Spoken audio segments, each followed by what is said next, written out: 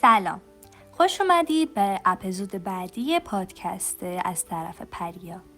این اپیزود راجع به شکسته و این پارت اول اپیزوده.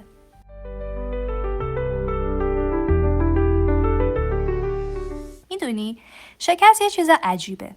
از یه طرف هممون تجربهش کردیم، از یه طرف دیگه هیچ کس نمیخواد راجبش حرف بزنه. چون شکست یه برچسب داره، یه نگاه سنگین از بیرون، یه خجالت پنهان از درون. انگار اعتراف به شکست یعنی اعتراف بی‌عرضگی. اما واقعیت اینه که شکست بخشی از زندگیه، نه یه لکه ننگ، بلکه نشونه‌ای از تلاش. تو فقط وقتی شکست میخوری که واقعاً برای یه چیزی تلاش کرده باشی. شاید بارها از خودت پرسیدی چرا من؟ چرا همیشه وقتی سعی میکنم یه چیزی خراب میشه؟ یا نکنه من آدم موفقی نیستم؟ یا حتی بدتر از همه اصلا شاید لیاقتش رو ندارم؟ اما جواب این سوالها هیچ کدوم اونقدری که ذهنمون سختش میکنه پیچیده نیست. تو شکست نخوردی چون نالایقی، تو شکست خوردی چون انسان واقعی هستی. چون امتحان کردی، چون از جایی پریدی که مطمئن نبودی زمینش امنه. و همین خودش یعنی رشد. مشکل اصلی ما با شکست خود شکست نیست. نگاه ما به اونه. از بچگی توی مدرسه و جامعه بهمون یاد دادن که اشتباه نکن، نمره پایین نگیر، آبرو نبر، کاری نکن که نشون بدی ضعیفی. اما هیچ کس یادمون نداد چطور از اشتباهاتمون درس بگیریم. برای همین وقتی بزرگ میشیم و اولین شکست جدی رو تجربه میکنیم، کل سیستم ذهنیمون فرو میریزه. احساس بیارزشی میاد سراغمون. انگار یه صدایی از درونمون مدام تکرار میکنه که دیدی نتونستی؟ دیدی مثل بقیه نیستی؟ دیدی تو لایق موفق شدن نیستی؟ و اینجا دقیقاً اونجاییه که شکست از یک اتفاق تبدیل میشه به یک زخم درونی و یک تراما. زخمی که میتونه حس ارزشمندی رو بخوره، اعتماد به نفس رو تحلیل ببره و کم کم باور ایجاد کنه که شاید واقعاً به درد نمیخوری. ولی حقیقت ساده تر از این حرف هست. هیچ انسانی ارزشمند نیست چون همیشه موفق بوده، بلکه چون حتی بعد از شکست ادامه داده.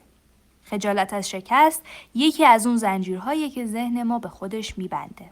ترس از قضاوت، از نگاه دیگران، از اینکه بقیه فکر کنن تموم شد.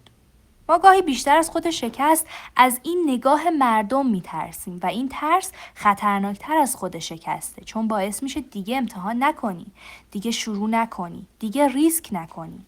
در حالی که رشد دقیقاً اونجایی اتفاق میفته که از امن‌ترین نقطه خودت بیرون میزنی. بذار یه چیزی رو صادقانه بگم.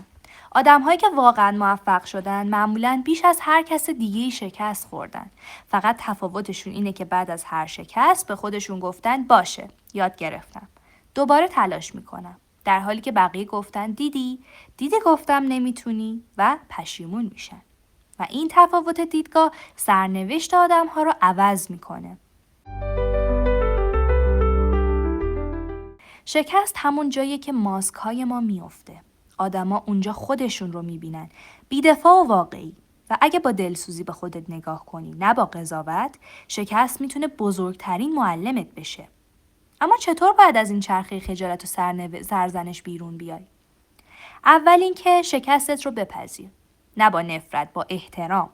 نگاه کن و بگو آره من اشتباه کردم، اما این هم بخشی از من بود.